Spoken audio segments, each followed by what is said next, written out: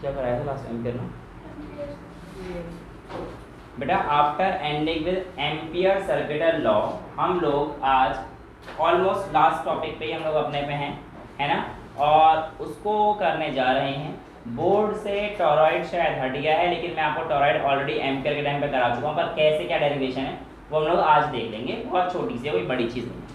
पहले सोलेनॉइड को समझते हैं क्या है। तो सोलेनॉइड कुछ भी नहीं है, एक लॉन्ग कॉइल है और वो बनती कैसे है इस चीज़ को जानने की कोशिश करते हैं। फोन साइलेंट पे कर दें प्लीज़। तो यहाँ पर बेटा हमारे पास एक कार्डबोर्ड होता है। क्या होता है? लेट्स से कि एक कार्डबोर्ड होता है, और ये जो कार्डबोर्ड है, इस कार्डबोर्ड के ऊपर आप large number of current carrying wire से एक टर्न बना देते हो और इसको कनेक्ट कर देते हो आप एक एक्सटर्नल सोर्स से, एक्सटर्नल ईएमएफ से, जिसकी मदद से आप इसमें करंट भेज सकते हैं। अब इतनी बात तो हम लोगों ने पढ़ ली है कि कोई भी एक्सटर्नल करंट कैरिंग सोर्स अगर हमारे पास कैरी करता है करंट, तो वो क्या प्रोड्यूस कर रहा होता है बेटा? मैग्नेटिक फील्ड प्रोड्यूस कर रहा होता है। यानी कि अब इस वायर की वजह से हमारे पास कोई ना कोई मैग्नेटिक फील्ड तो प्रोड्यूस हो रही होगी। ये बात तो तय है। कितनी, क्या, ये जानना है बस। अब देखो बेटा, हमारे पास नॉर्मल सी वैल्यू थी क्या, कि मुझे इसकी वजह से मैग्नेटिक फील्ड जाननी। मैग्नेटिक फील्ड जानने के लिए मैंने एक एम्पियरन लूप बना दिया। क्या बना दिया बेटा? एम्पियरन लूप। और ये जो एम्पियरन लूप बनाया, ये मैं बाय चॉइस अपनी मर्जी से कैसे ही बना सकता हूँ, इसमें कोई दिक्कत वाली बात है नहीं। एम्पियरन लूप बनाने के बाद मेरे पास अब मुझे मैग्नेटिक फील्ड देखना। अब ध्यान से देखो बेटा, ये लूप कुछ ऐसे है कि ये तो आपके पास क्या है, कार्डबोर्ड या फिर जो भी आपके पास जिसके ऊपर वायर लपेटी है, और वायर ऐसे लपेटी है ना। अब वायर पे करंट ऐसे चल रहा है, ऐसे, फिर ऐसे, फिर ऐसे, राइट, इस तरीके से चल रहा है। तो इस पॉइंट पे जो करंट आ रहा होगा इस तरफ आ रहा होगा आपकी तरफ, बाहर की तरफ, और नीचे वाला वायर होगा वो अंदर की तरफ जा रहा होगा। यानी कि यार अगर मैं एक पूरे सर्कल की बात करूं, एक पॉइंट आपकी तरफ आ रहा होगा, जैसे ये करंट देखो यहाँ से ऐसे आ रहा है, ये रहा करंट, अगर पीछे घूम रहा है ऐसे आ रहा है तो आपकी तरफ गया, और यहाँ पे देखो ये नीचे से आ रहा है, तो ये इक्वल अपोजिट हो गया। तो ये जो ऊपर और नीचे वाले हैं ये तो आपस में दूसरे क्या कर रहे हैं, कैंसिल आउट कर रहे हैं। यानी कि आउटसाइड और इधर की तरफ तो कोई हमारे पास मैग्नेटिक फील्ड नहीं है, राइट, क्लियर है। अब ये चीज हमें समझ में आ गई कि यार इधर तो नहीं है, लेकिन फिर मैग्नेटिक फील्ड अगर बन रही है तो कहाँ बन रही है? तो देखो इस वायर की वजह से ये जो हमारे पास मटेरियल था, इसके अंदर से तो हमारे पास एक मैग्नेटिक फील्ड फ्लो कर रही है। अब आपकी मैग्नेटिक फील्ड फ्लो कर रही है इस डायरेक्शन, समझ में आ रहा है ना कौन सी वाली? तो ये वाली तो कैंसिल आउट हो गई, तो बस वो जो आगे प्रोपोगेट कर रही है वो आपकी मैग्नेटिक फील्ड फ्लो कर रही है। वो किसकी है? अंदर वाले की? अंदर वाले की? अंदर वाले की बेटा, ये जो एरो है ये अंदर वाले की मैग्नेटिक, ठीक है, क्योंकि ये बाहर आने वाले और पीछे जाने वाले तो कट गए ना एक दूसरे से, समझ में आया? देखो अब ये लूप है, जब ऐसे करंट चल रहा था तो ऐसे करंट आगे बढ़ता गया, करंट आगे बढ़ रहा है तो करंट मैग्नेटिक फील्ड प्रोड्यूस कर रहा है। ये जो अंदर और बाहर थे वाले कट गए, अंदर वाले चल रहे हैं।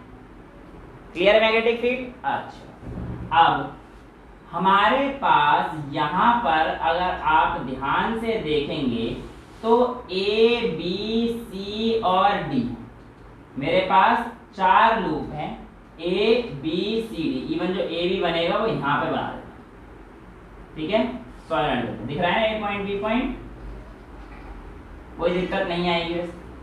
अब एम्पियरन लूप किस तरीके से बनाया? देखो ये मेरा कार्डबोर्ड और इसके ऊपर ऐसे ये यानी कि इसके लेंथ के अलावा एक वायर है, 2 वायर जैसे मैग्नेटिक फील्ड ऐसे जाएगा तो इसके परपेंडिकुलर है, और एक वायर इसके बाहर है, जो हमारे पास कंडक्टिंग मटेरियल है उसके बाहर वाला वायर डीसी हो गया, जो along the length of wire है वो एबी हो गया, और ये डीसी कैसे है उस वायर के मैग्नेटिक फील्ड के परपेंडिकुलर।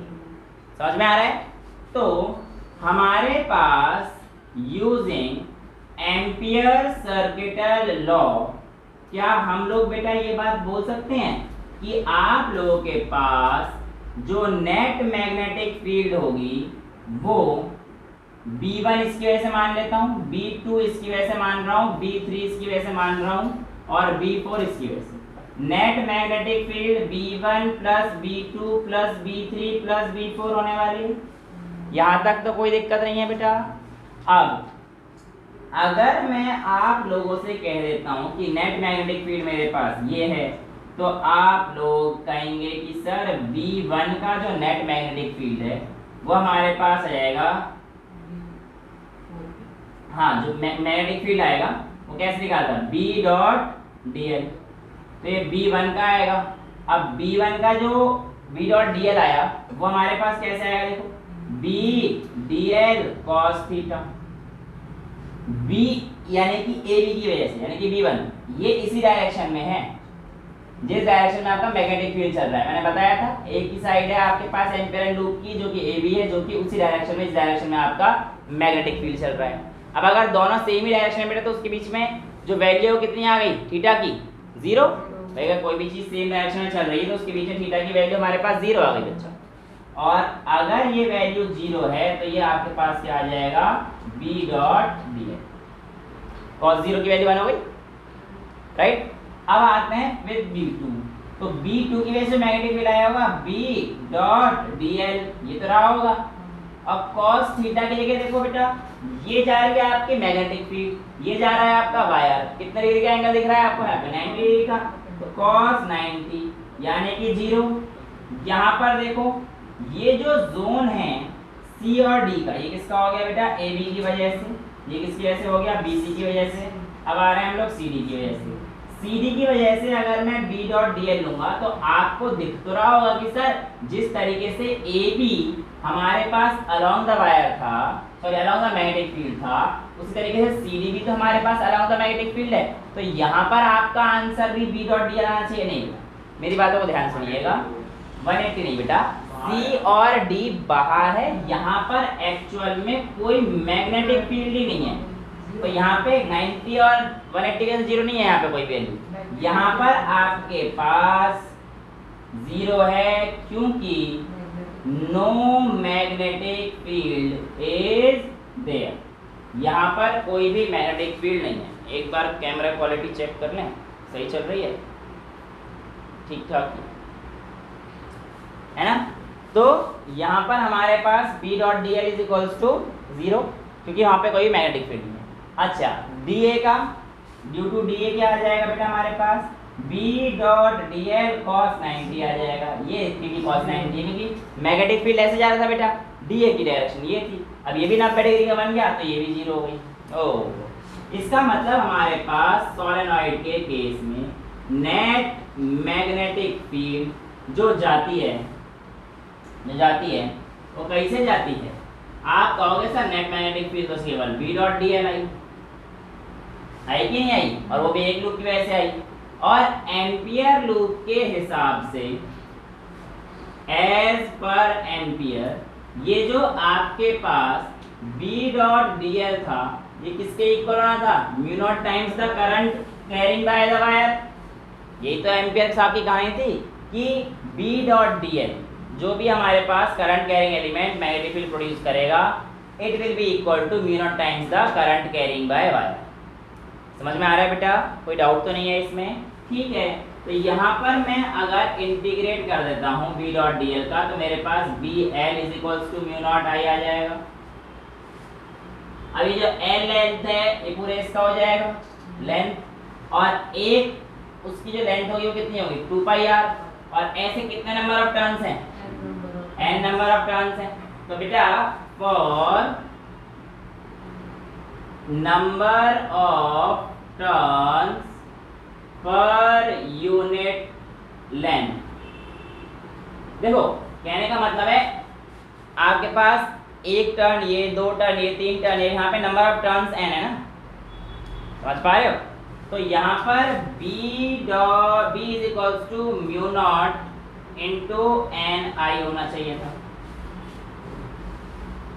और ये L नीचे आ जाएगा, ये वाला L तो नीचे आ जाएगा। बट अगर मैं ध्यान सुनना मेरी बात, ये जो n है, इस n का मतलब मैंने आपको बताया था number of turns per unit length, यानी कि अगर मैं बड़ा n लिखूंगा तो n इंटू एल हो जाएगा। तो n क्या है, number of turns per unit length, ठीक है। तो जो भी मैं वैल्यू डालूंगा इसके अंदर n into L is equals to n, तो यहाँ पर इसको हटाकर जो आप लोग बुक में मिलेगा वो क्या मिलेगा, for number of turns per unit length छोटा n is equals to n by l होता है, and if the loop has n number of turns, समझ लेना जहाँ पे दिक्कत है कुछ नहीं, तो आपके पास क्या होगा ऐसे केस में कि जो b डॉट l है is equals to mu naught times N I है, ये तो नेट वैल्यू और ये करंट की वैल्यू, लेकिन n नंबर ऑफ टर्न्स होगा तो क्या हो जाएगा, n टाइम्स मल्टीप्लाई हो जाएगा, इसलिए n आई आ जाएगा, लेकिन n की वैल्यू क्या है, n इंटू l, तो b dot l is equals to mu naught N I, n की जगह क्या लिख सकता हूँ मैं, n इंटू l, तो b into l is equals to mu into छोटा n into l into I, l से l कट जाएगा और यहाँ पे हमारे पास कितना आ जाएगा, b is equals to mu naught times N I. तो ये जो आपके पास है डेरिवेशन छोटी सी, अगर मैं बुक में ढूंढ पाया कहीं तो यही आपके पास किसकी रहती है, मैग्नेटिक सोलेनॉइड की वजह से जो आपके पास मैग्नेटिक फील्ड आती है वो कितनी आती है, अगर ये पूछेगा तो आपके पास आपके आंसर आ गए हैं, b is equals to mu naught N I, जहाँ पे n की वैल्यू क्या है, number of turns per unit length वाली है। ठीक है, यहाँ तक किसी बच्चे को कोई डाउट है? बेटा इंटीग्रेशन के बाद तो dl का l कर दिया, तो b dot l is equals to mu naught I आ गया, अगर n नंबर ऑफ टर्न्स होंगे तो मैंने n वाला लिखा है तो n आई हो गया, इस n को मैं लिख सकता हूँ number of turns per unit into length, छोटे n की वैल्यू बड़े n की वैल्यू n इंटू l, तो बड़े n की जगह छोटा n इंटू l लिख दिया मैंने, एक l से l कट गया, b is equals to mu naught n I आ गया। ठीक है, अब आपके पास इसका एक ग्राफ बनता है कि सोलेनॉइड के साथ b वर्सेस r का जो ग्राफ बनता है वो किस तरीके से बनता है, तो बेटा ये भी आपको पता होना चाहिए। देखो भाई अगर इधर मैग्नेटिक फील्ड है, इधर डिस्टेंस है, ये क्या है, सेंटर, और ये एक एंड है, ये क्या है, एक एंड है, और ये वाला क्या है हमारे पास, दूसरा एंड। तो बेटा यहाँ से जो ग्राफ बनेगा ना आपको इस तरीके से दिखेगा। ठीक है, सिमेट्रिक बना देना,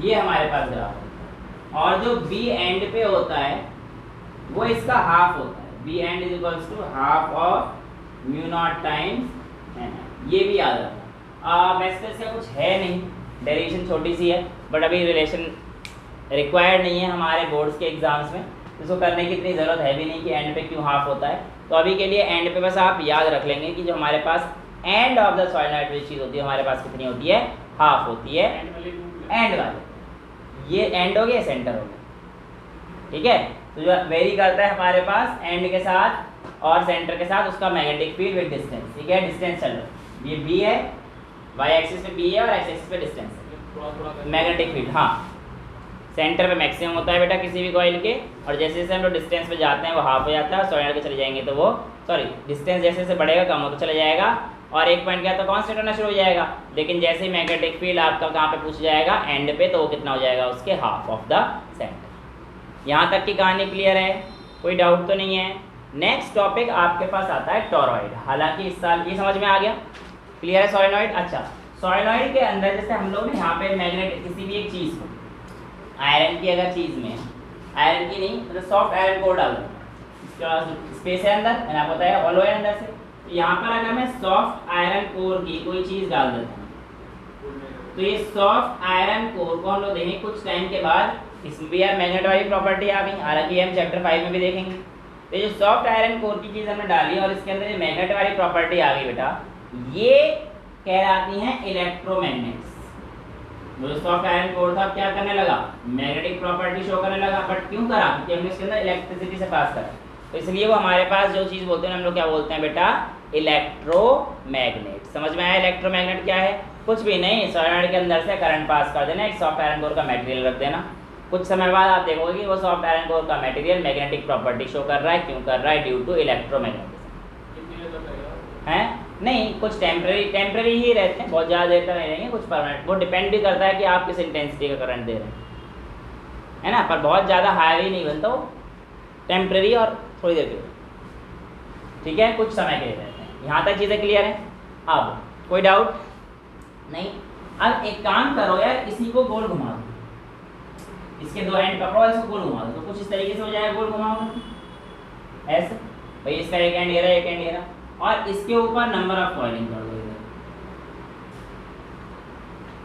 बन के टॉरॉइड है ना। यहाँ से करंट गया होगा, एक एंड ये पकड़ा था, एक एंड ये था, यहाँ से करंट आया होगा, समझ आ रहा है। अब इसके अंदर मैग्नेटिक फील्ड निकालने के लिए हम लोग ये करेंगे, एक पॉइंट ले लेंगे O, वैसे मैं ये करा चुका हूँ, दूसरा पॉइंट इस टॉरॉइड के अंदर ये वाला, समझ में आ गया है ना। एक पॉइंट ले लेना यहाँ पर, फिर एम्पियर लूप बना देना, और एक पॉइंट एक्सटर्नल होगा,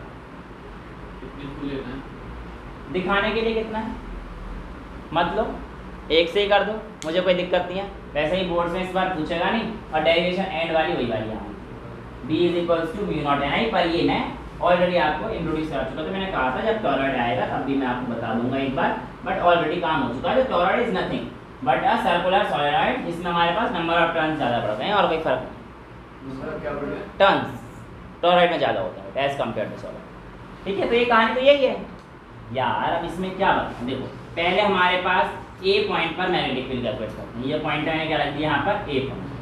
अब इस A पॉइंट पर जो मैग्नेटिक फील्ड है वो B according to Ampere's law B dot dl is equals to mu naught times I, लेकिन अंदर वाले जोन में तो हमारे पास कोई करंट है नहीं, अंदर वाले जोन में तो कोई करंट है नहीं, तो इसलिए हमारे पास ये वैल्यू कितनी आ जाएगी, 0 आ जाएगी, ना तो मैग्नेटिक फील्ड है ना करंट है, क्लियर। अब बात करते हैं जोन, इसके बाद सेंटर ये है ना वो, ये वाला जो मैंने लाइन बनाई है B जोन, यहाँ पर क्या जोन है B। अब इस B जोन में तो कहानी होगी ना बेटा, B जोन तक की अगर आप रेडियस छोटा r मान लो, B जोन तक की रेडियस अगर आप छोटा r मान लेते हैं, तो यहाँ पर आपके पास B dot dl is equals to mu naught times I आएगा। अब ये जो dl आया है तो सिर्फ इस एलिमेंट की वजह से था, ऐसे हर एक एलिमेंट के से निकालते जाऊँ तो मैं क्या कर लूँगा, इस पूरे को इसकी पूरी लेंथ कर लूँगा, बेसिकली इंटीग्रेट करना है मुझे, यहाँ से आपको समझ में आता है। और इसके पास आपके पास क्या है, n नंबर ऑफ टर्न्स है, सॉलिनॉइड के पास n नंबर ऑफ टर्न्स है, तो बेसिकली यहाँ से मैं लिखता हूँ B into L is equals to mu naught I on integrating, समझ गए होगे, मैंने वो स्टेप खा लिया। अब अगर लूप के पास सेम वही कहानी, लूप के पास n नंबर ऑफ टर्न्स हैं, तो B into L is equals to mu naught times NI, और n की वैल्यू क्या थी, छोटा n इंटू L, तो B dot L is equals to mu naught times अच्छा NI, इसको n को लिख सकते हैं n इंटू L से L है, तो B is equals to mu naught NI, वही डेरिवेशन, ठीक है। एक चीज़ ना वहाँ पर सॉलिनॉइड में या इवन टॉरॉइड में कहीं पे भी दोनों जगह फिट बैठेगी, आपको याद रखना, जैसे कि अगर आपको number of turns per unit length ना देकर किसी की रेडियस दे दिया, वो दे दिया, तो आप 2πr वगैरह निकालने से बचने के लिए आप क्या करोगे, यहाँ पर इसका इस्तेमाल करोगे। यहाँ पर क्या होता है, देखो हम लोगों ने सीखा था कि आप लोगों की जो मैग्नेटिक फील्ड आती है किसी भी सर्कुलर लूप की वजह से कितनी आई थी, mu naught I by 2πr, mu naught I by 2πr, basically वो यहाँ पर है, वो यहाँ पर है उसकी कहानी कि अगर मैं लिखता हूँ B is equals to mu naught I, हटा रहा हूँ ये भी, I बाय L, तो इस L को जब मैंने इंटीग्रेट किया धीरे धीरे तो बेटा मैं कहाँ पहुँच गया, 2πr पे तो पहुँचूंगा। देखो ये पूरी सर्कल है, और सर्कल का लेंथ मतलब क्या है उसका, सरकमफेरेंस, और सरकमफेरेंस ऑफ सर्कल क्या हो गया, 2πr, तो यहाँ पे हमारे पास क्या आ जाएगा, mu naught I by 2πr, और r मैंने छोटा लिया तो छोटा लिया, और अगर n नंबर ऑफ टर्न्स होंगे तो इसमें क्या हो जाएगा बेटा, n हो जाएगा।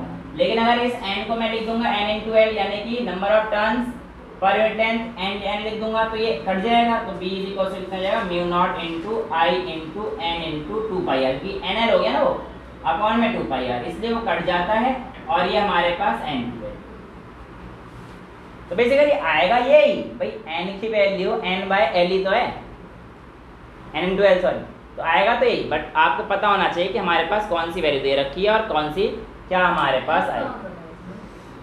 बेटा n तो है हमारे पास ये वाला, n इंटू L लिखूंगा ना, इसको n को लिखो बेटा, इस n को मैं छोटा n इंटू L लिखूंगा तो मेरे पास ये कट जाएगा 2πr बाय 2π, क्योंकि L लेंथ ही तो है, लेंथ 2πr, क्लियर है। यहाँ तक किसी बच्चे को कोई डाउट, तो ये 3 जोन थे, 1 2 3 जोन में, अच्छा 2 क्या होता है, तीसरा ये था आउटसाइड, क्या कहानी बताई थी, जहाँ पे भी पॉइंट पूछे वहाँ से ड्रॉ इन, वो थ्योरी लिख लेना अपने, draw an ampere and loop outside. अब आउटसाइड की तरफ देखो बेटा, कहानी तो वही है बिल्कुल कि आउटसाइड आपके पास टॉरॉइड इस बार ऐसा है, ये लूप है, इसके पास ऐसे ऐसे चक्कर पड़े हुए हैं। अब आउटसाइड मैग्नेटिक फील्ड कितनी जा रही है? अरे भाई जा तो रही थी, इस बार बाहर की तरफ थी मैग्नेटिक फील्ड इधर की तरफ, लेकिन जितनी इधर की तरफ जा रही थी उतना इधर की तरफ आ रही थी। यानी कि इस पॉइंट पर इस तरफ से आने वाली मैग्नेटिक फील्ड तो थी, लेकिन जैसे ये बाहर निकली ये वाली, ये नीचे वाली थी, अंदर चली गई। एक इधर आ रही है, एक इधर आ रही है, तो सेम कहानी है भाई। एक्सटर्नल फील्ड में मैग्नेटिक फील्ड बन ही नहीं पाई थी, लेकिन मैग्नेटिक फील्ड बन नहीं पाई। क्यों? क्योंकि जितना एक्सटर्नल है यानी कि जितना आउटवर्ड है मैग्नेटिक फील्ड, उतना इनवर्ड भी है। इसलिए at third point B is equal to 0, क्योंकि यहाँ पर आपके पास कोई भी मैग्नेटिक फील्ड नहीं है। क्लियर है सारी कहानी? यहाँ तो कोई दिक्कत नहीं है। अब आपके सामने जो अगला है वो है फोर्स ड्यू टू, पता नहीं कौन कौन से वायर का एक रह रहा था, बच्चा बता रहा टॉपिक, वायर वाले टॉपिक रह रहे थे ना, तो ये दे रखा है आपकी बुक में, ये भी करा देता हूँ। वैसे तो ये आपको करा चुका हूँ, लेकिन force between two parallel current carrying conductor है ना, force on two parallel current carrying conductor, दो पैरेलल करंट कैरिंग कंडक्टर दे रहा, एक कंडक्टर ये था, एक कंडक्टर ये था।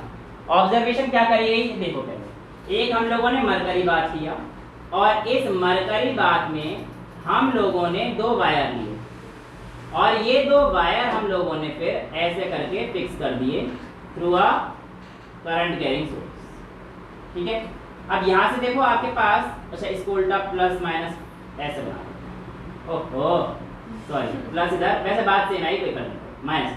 तो प्लस का मतलब मेरा करंट इधर से जा रहा है, करंट इधर से गया, इधर से गया, इधर से गया। देखो ये वायर यहाँ पर हमारे पास सेम डायरेक्शन में जाएगा, और देखा गया कि सेम वाला जो वायर था, देखो सेम पोल क्या होते हैं वैसे तो रिपेल करते हैं, लेकिन करंट की कैसे देखा गया, जब हमारे पास सेम जगह से जा रही चीज़ तो हमारे पास क्या हो रही थी, अट्रैक्ट हो रही थी।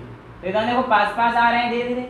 लेकिन अगर इसी की कहानी आप लोग अगर उसमें देखते हैं दूसरे वर्जन में, तो दूसरा वर्जन कुछ इस तरीके से, ये और ऐसे, ये यहाँ से कनेक्ट कर देता हूँ ऐसे, और इस वायर को लेकर चला जाता हूँ। ठीक है, ये क्या था हमारे पास, मरकरी बात। नहीं बेटा सेम कैसे, देखो एक वायर में यहाँ से करंट डालोगे तो ये कैसे जाएगा, नीचे की तरफ जा रहा है, नीचे की तरफ जा रहा है। तो ये देखो बेटा एक बार ध्यान से देखो, अब यहाँ से चढ़ेगा ऊपर तो ये ऊपर जा रहा है, तो एक नीचे एक ऊपर, ये दोनों अलग अलग डायरेक्शन में हो गए। और यहाँ पर देखना बेटा, जिस डायरेक्शन में आ रहा है दोनों सेम डायरेक्शन, सेम नहीं है बात। यहाँ पर देखो पॉजिटिव से निकल के नेगेटिव पे जा रहा है, यहाँ पे एक टर्मिनल से निकला और एक टर्मिनल पे जा रहा है, स्टार्टिंग से ही तो दोनों नहीं, ये जैसे से जा रहे हैं रिपेल कर रहे हैं, ये जैसे से जा रहे हैं अट्रैक्ट कर रहे हैं। अभी वो अट्रैक्शन रिपल्शन के समझ में आएगा आपको, ऐसे नहीं देखना नीचे, ऐसे देखना है। ठीक है, इसका ऐसा देखना, ठीक है। तो बोला के ये कहानी ये थी कि जब सेम देखे गए तो ये अट्रैक्ट कर रहे थे, और जब एंटी देखे गए तो ये क्या कर रहे थे, रिपेल कर रहे थे। ठीक है, कहानी क्लियर है थी? अब देखो कैसे कर रहे थे। कंसीडर करिए दो आपके पास parallel long current carrying conductor हैं, जो कि आपस में r डिस्टेंस की दूरी से सेपरेटेड है। आपके पास यहाँ पर करंट I है, लेट से I1 है, और पहले किसे कर रहा हूँ, पैरेलल वाले का, तो यहाँ पर करंट I2। क्लियर है इतना? अब आप लोगों के पास इसकी वजह से आने वाला मैग्नेटिक फील्ड I इधर, तो मैग्नेटिक फील्ड अंदर की तरफ आ रहा है, यानी कि जो आपका B1 है वो तो मेरे पास बेटा अंदर की तरफ रहने वाला है। तो आप कहेंगे B1 पॉइंट्स इनवर्ड, यानी कि B1 का जो मैग्नेटिक फील्ड है वो हमारे पास किस तरफ जा रहा है, अंदर की तरफ जा रहा है।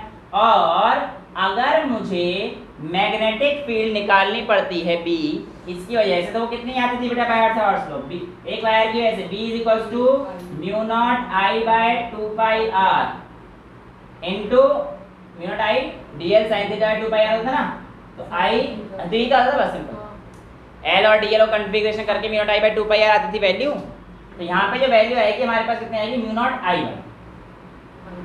ये तो क्लियर है ना यार? एक वायर की वजह से कितना आया था, ये वाला याद नहीं है, sin phi1 sin phi2 plus हो गए थे, L से L का सारा कट के 2 पाई R आ गई ना बेटा वैल्यू 90 पे। तो पैरेलल लॉन्ग करंट, ये भी लॉन्ग है।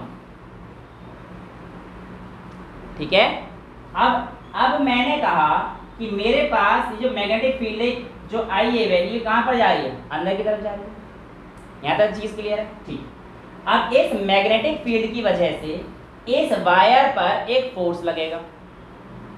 इस मैग्नेटिक फील्ड की वजह से जो वाली मैग्नेटिक फील्ड आई, इस वायर पर क्या लगेगा, एक फोर्स लगेगा। अब वो फोर्स किस तरफ लगेगा, आइए देखते हैं।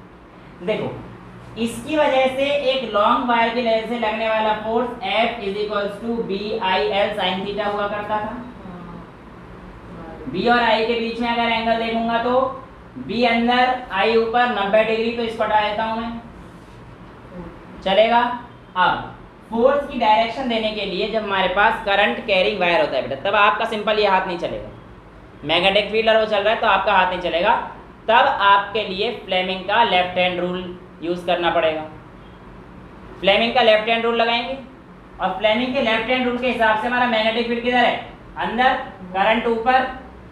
राइट हैंड मत लगा देना गलती से भी, लेफ्ट बोला है तो लेफ्ट, वो देखो राइट से लेफ्ट रूल लगा रही है, मैं बोल रहा हूँ गलती मत करना, डायरेक्शन उल्टी आ जाएंगी। तो लेफ्ट हैंड रूल लगाइए। मैग्नेटिक फील्ड किधर है बेटा, फादर मदर चिल्ड्रन, बताया था ना, फोर्स मैग्नेटिक फील्ड करंट। तो बेटा मैग्नेटिक फील्ड अंदर आ गया बेटा, करंट किधर जा रहा है, ऊपर। तो इस वाले वायर पर लगने वाला जो फोर्स है वो इस तरफ आ रहा है। क्लियर है इतना? तो इस वाले वायर पर लगने वाला फोर्स इस तरफ लग रहा है। तो ये लेफ्ट से I2 वायर की वजह से तो मैंने F2 बोल दिया। F2 is equals to B तो 1 की वजह से आया है, B तो 1 की वजह से आया है बेटा, इधर देखो B किसकी वजह से है, 1 की वजह से। तो B1 I2 इंटू L। आपके पास F2 जो आएगा ये कितना आ जाएगा, B1 की वैल्यू कितनी है, mu naught I1 upon 2 pi R। R क्या है इन दोनों वायर के बीच में डिस्टेंस, और यहाँ पे क्या बचा, I2 into L, mu naught I1 I2 into L by 2 pi R। तो ये आपके पास वैल्यू आती है mu naught I1 I2 into L upon 2 pi R। ये वैल्यू होती है फोर्स जो इस पे एक्ट कर रही है, यानी कि इसकी वजह से हमारे पास मैग्नेटिक फील्ड बना पहले वाले वायर की वजह से, उस मैग्नेटिक फील्ड ने इस पे फोर्स लगाया, उस फोर्स की वैल्यू कितनी है, ये है 1 में लगाया 2 पे। हाँ एग्जैक्टली, 1 ने मैग्नेटिक फील्ड प्रोड्यूस किया और उसकी वजह से फोर्स लगाया 2 पे। अब सेम केस इसका नहीं होगा क्या, इसका भी होगा। देखो अब इसकी कहां, इसको हटा दो, ये समझ में आ गया, F2 हो गया। अब देखना जरा ध्यान से, आपकी बार ऊपर की तरफ जा रहा है, ये ऐसे और ये बाहर की तरफ। यहाँ पर जब मैग्नेटिक फील्ड इसकी वजह से किसकी, इस पॉइंट पर कैसे आएंगे, देखो ये इधर और एक कर्ल करते अंदर जाएंगे और इस पॉइंट पे आएंगे तो आउटवर्ड। तो I2 की वजह से जो मैग्नेटिक फील्ड है वो कैसी आएगी हमारे पास, आउटवर्ड आएगी। तो जो B2 है वो जो कि I2 की वजह से आई, ये हमारे पास क्या आएगी, आउटवर्ड, और इसकी वैल्यू कितनी आएगी, mu naught I2 upon 2 pi R। ये वैल्यू क्लियर है। अब जो ये मैग्नेटिक फील्ड आई होगी बेटा, ये इस वायर पे फोर्स लगाएगी, ये इस वायर पे फोर्स लगाएगी। तो इस वायर पे जो फोर्स लगाएगी वो F1 मान लूंगा, और ये करंट होगा, तो ये हो जाएगा B2 I1 into L। Right, अब देखो इसकी वजह से दोबारा से आता है बेटा फ्लेमिंग लेफ्ट हैंड रूल, कोई बात नहीं, हाथ टेढ़े मेढ़े कर लेना। सुन देख, दोबारा देख, लगता है। अब देख इस बार कहानी क्या होगी बेटा, आपके पास मैग्नेटिक फील्ड बाहर की तरफ, करंट ऊपर, ठीक है। ये हमारे पास मैग्नेटिक फील्ड बाहर, करंट ऊपर। कैसे लगाएंगे, देखो मैग्नेटिक फील्ड बाहर, करंट ऊपर, देखा भाई, करंट ऊपर जा रहा है, मैग्नेटिक फील्ड आपकी तरफ आ रही है, तो देखो फोर्स किधर जा रहा है, दिख गया, पूरे उंगलियों की वॉट लगा दी, वो करा दिया। हाँ समझ में आ गया ना। देखो मैग्नेटिक फील्ड बाहर, करंट ऊपर, ये देख लो ना सिंपल सा। तो फोर्स इस तरफ जा रहा है, वो तो मैं तुम्हें उससे प्रिटेंड करा रहा था, ऐसे इमेजिन कर लो, मैग्नेटिक फील्ड बाहर, करंट ऊपर, फोर्स किस तरफ लगा है, इस तरफ, इस तरफ। तो ये देखो ये दोनों फोर्स आपस में, जो आपके पास F1 है, दिख तो रहा है ना, अट्रैक्ट कर रहे हैं, तो सेम वायर जा रहा है तो एक ही तरफ अट्रैक्ट कर रहे हैं, तो ये क्या कर रहे हैं, अट्रैक्ट कर रहे हैं। अच्छा इसकी वैल्यू निकाल दो, तो आपके पास F1 की वैल्यू कितनी आ जाएगी बेटा, B2 की वैल्यू कितनी आएगी, mu naught I2 upon 2 pi R into I1 into L। एक छोटी सी डेफिनेशन होती है जो होती है आपके पास फोर्स पर यूनिट लेंथ।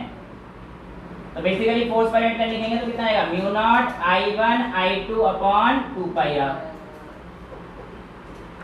तो बेसिकली F की जो वैल्यू आएगी वो म्यू नॉट I, ये फोर्स पर यूनिट लेंथ लिखूंगा ना, तो इसमें से L गायब हो जाएगा।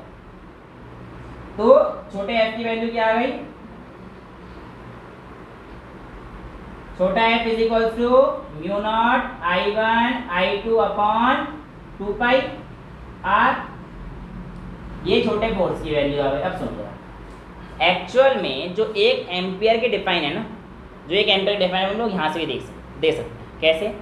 अगर आपके पास ये दो लॉन्ग करंट कैरिंग वायर, ये दो लॉन्ग 2 मिनट बस करंट कैरिंग वायर आप लोगों के पास 1 मीटर की दूरी पर रखें, सच दैट कि आपके पास I1 और I2 करंट 1 एम्पियर, तो ये वैल्यू देखो, ये 1 ये 1 ये 1 ये 1 तो सारा 1 हो जाएगा। तो जो आपके पास नेट फोर्स जो है वो कितना आ जाएगा? μ0/2 पाई, यानी कि 2 × 10⁻⁻⁷। भाई μ0/4 पाई कितना होता? 10⁻⁷, उसका आधा कर दिया तो 4 × 10⁻⁷ का मतलब उसका आधा हो गया ना। ये देखो हमें ये पता है μ0/4 पाई बराबर कितना होता है? 10⁻⁷, है ना। तो ये हाफ कर दिया मैंने μ0/2 पाई, तो बेसिकली ये हमारे पास इसका आधा हो जाएगा, तो ये इधर पहुंचा दो, ठीक है। तो वैसे याद भी रख लेना है, μ0/2 करोगे तो 4, समझ गया कहानी, थोड़ी सी बोलने में गड़बड़ हो गई है। μ0/2 पाई कितना हो जाएगा? 4 पाई कितना होता था? 4 × 10⁻⁷। अभी से हाफ कर रहा हूँ तो इसे भी तो हाफ कर दूंगा, तो ये /2 पाई कर दूंगा, तो ये भी /2 कर दो, तो ये 2 से 2 कट जाएगा, तो 10⁻⁷। ये बोलने में गड़बड़ हो गई पर ये नॉर्मल मैथमेटिक्स थी, ठीक है। ये कहानी समझ में आ गई।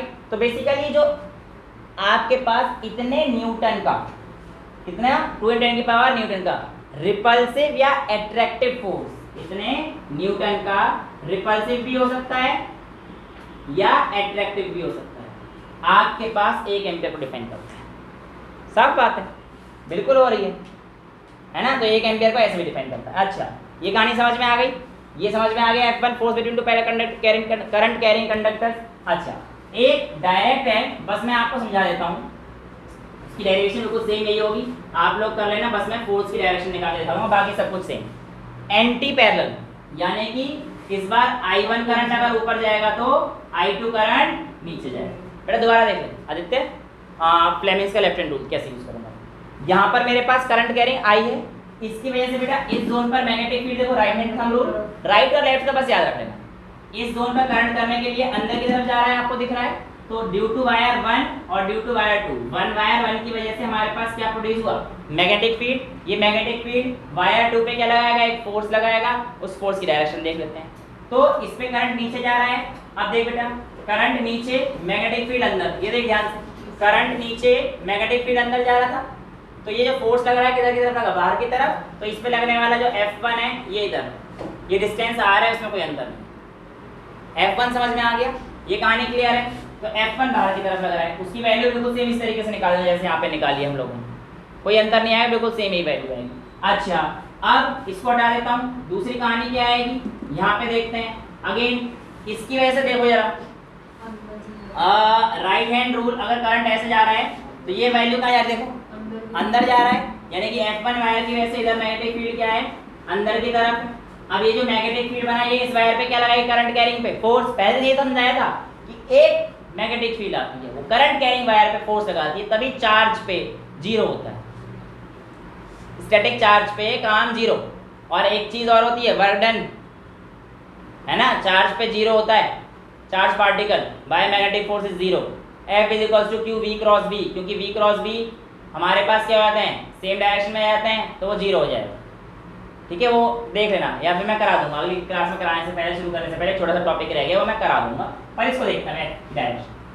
अब यहाँ पे क्या है? लेफ्ट हैंड रूल लगाइए, करंट किधर है? ऊपर, करंट ऊपर, मैग्नेटिक फोर्स किधर है? देखो अंदर, मैग्नेटिक फोर्स अंदर बेटा, करंट ऊपर, मैग्नेटिक फोर्स अंदर, तो फोर्स किधर आ गया? इस तरफ आ रहा है। तो ये देखो, ये आ गया आपका F2। देखो इस बार F1 और F2 क्या कर रहे हैं? एक दूसरे को खींच रहे हैं, इधर देखो इधर खींच रहे हैं, तो बेसिकली ये क्या है आपके पास? रिपल्शन है, और ये क्या है बेटा आपके पास? अट्रैक्शन। इसकी वैल्यू कितनी आती है F की? तो μ0 I1 I2 into length of wire, जिसकी वजह से भी हो रहा होगा, अपॉन में 2 पाई। फोर्स पर यूनिट लेंथ पूछेगा तो ये 2 × 10⁻⁷ न्यूटन। इसको मैंने आपको 1 एम्पियर की टर्म्स में डिफाइन करके बता दिया कैसे हो सकता है। ये चीज़ हमारे पास एट्रैक्टिव और रिपल्सिव दोनों हो सकती हैं, ये भी हम लोगों ने देख लिया। क्लियर है इतनी चीज़ें? यहाँ तक कोई डाउट? आज के लिए इतना ही रखते हैं, चैप्टर ओवर हो चुका है। न्यूमेरिकल सेशन 1 कर लेंगे, और 1-2 चीज़ें जो एक्स्ट्रा बची होंगी वो हम लोग नए चैप्टर के साथ भी शुरू कर सकते हैं। That's all for today, thank you so much.